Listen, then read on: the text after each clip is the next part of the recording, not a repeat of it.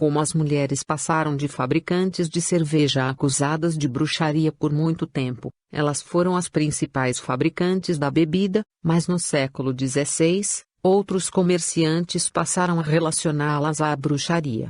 Entenda essa história.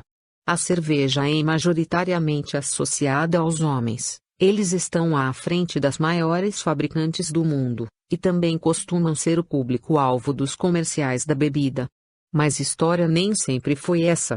Se hoje você pode curtir uma cerveja depois do expediente, foi porque mulheres alcançaram a forma ideal de produzir o líquido.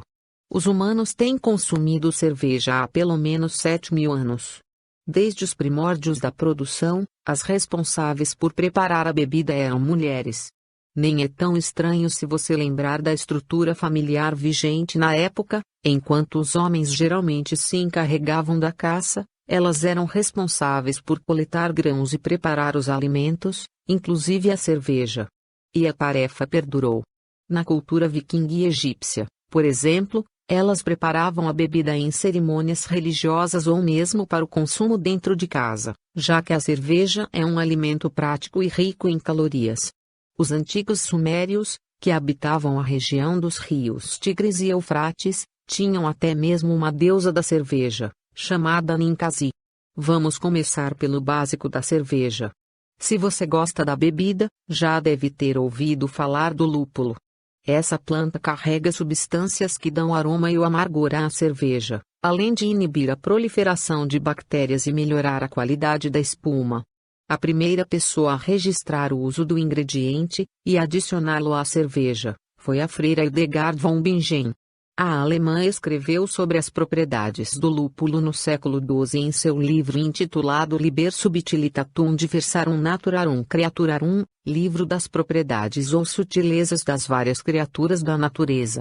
Até o século XVI, a cerveja foi se tornando um alimento comum para as famílias da Europa, e a sua produção era só mais uma tarefa doméstica para as donas de casa. Viúvas e mulheres solteiras aproveitavam a habilidade com a fermentação para ganhar algum dinheiro extra nos mercados. Já as mulheres casadas podiam fazer parcerias com os maridos para administrar cervejarias. Encontrar as mulheres cervejeiras no mercado não era difícil, elas usavam chapéus grandes e pontudos para serem reconhecidas pelos clientes, e geralmente estavam diante de grandes caldeirões, onde o líquido era produzido. Aquelas que tinham estabelecimentos próprios deixavam uma vassoura na porta para avisar que a bebida estava disponível para ser comprada. Para completar, era comum que comerciantes criassem gatos, para manter os ratos longe dos grãos. Se você imaginou uma bruxa revirando um caldeirão alcoólico, não é à toa. Segundo a professora Laken Brooks, em um artigo para o The Conversation, é possível que parte da imagem clássica das bruxas tenha vindo das cervejeiras. Isso porque alguns comerciantes viram a oportunidade de eliminar a concorrência pegando carona na Inquisição, movimento da Igreja Católica que pretendia combater a heresia e a bruxaria.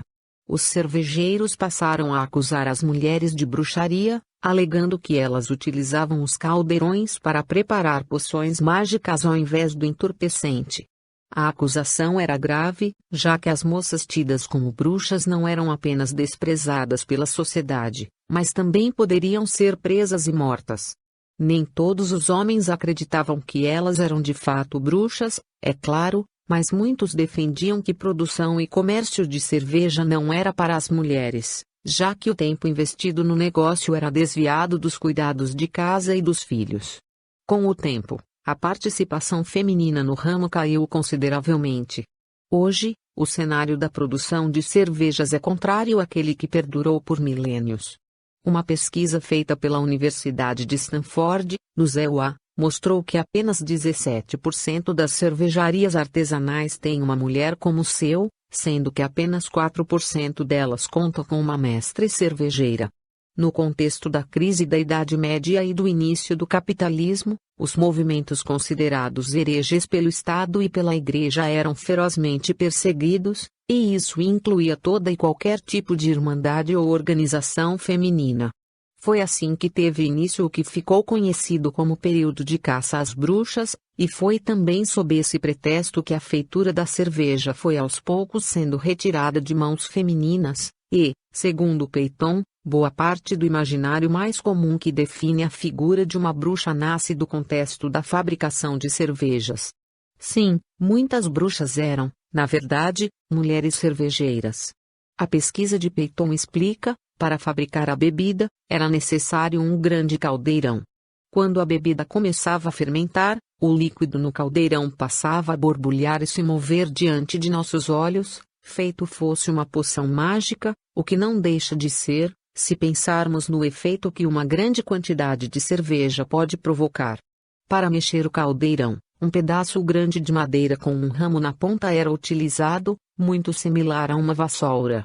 Por fim, por trabalharem com cereais como o malte, tratava-se de um contexto propício para o surgimento de ratos, e nada melhor para espantar ratos do que um gato.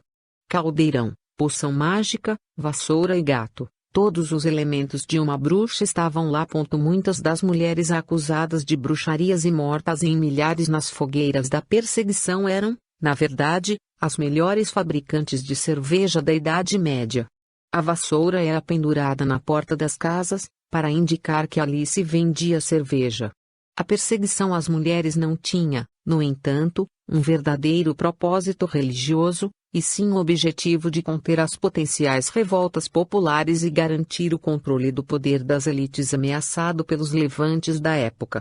Além disso, como o apreço pela bebida já era disseminado e popular, ao invés de condenar também a cerveja como fruto de bruxaria, condenavam-se somente suas fabricantes, as mulheres, enquanto os homens iam aos poucos aprendendo a desenvolver a bebida, passando a lucrar o dinheiro que antes era exclusivo de mulheres. Tal processo de apropriação se deu desde o século XV até meados do século XVIII. Quando começou a se dar a Revolução Industrial, as novas tecnologias e métodos de fabricação diminuíram de modo geral a necessidade da participação feminina na feitura da cerveja. A fabricação em larga escala passou a ser possível, em uma época em que o trabalho fora de casa era quase que exclusivamente masculino. Como se não bastasse, mulheres não podiam ser donas de propriedades nem pedir empréstimo em bancos, o que as impedia de, por exemplo, abrir sua própria fábrica de cerveja. No final do século XVIII, não só a feitura havia se tornado um trabalho totalmente masculino, como os bares e o próprio imaginário ao redor da cerveja. Mas o fato fundamental apresentado pela pesquisa de Peyton é que o DNA da cerveja é feminino. Diante do predominante filtro de preconceito e sexismo que pauta o olhar sobre os contextos sociais e comportamentais da humanidade, a afirmação da pesquisa de Peyton, uma das mais respeitas historiadoras de cerveja do mundo, ganha especial importância, revelando o quanto tais preconceitos são baseados na mais pura, direta e literal ignorância, utilizada de forma funcional, em nome da manutenção de poderes e riquezas dos poderosos de sempre. Da próxima vez, portanto, que se supor que uma mulher prefere beber vinho somente por ser mulher, ou que se partir do princípio que mulheres não devem beber cerveja por se tratar de uma bebida masculina, vale lembrar de toda a trajetória essencialmente feminina que levou a bebida a se tornar preferencial em todo o mundo. Se hoje tomamos cerveja como forma de lazer e prazer, é graças ao trabalho das mulheres, das bruxas que nada fizeram além de nos apresentar uma verdadeira invenção divina, o presente de uma deusa.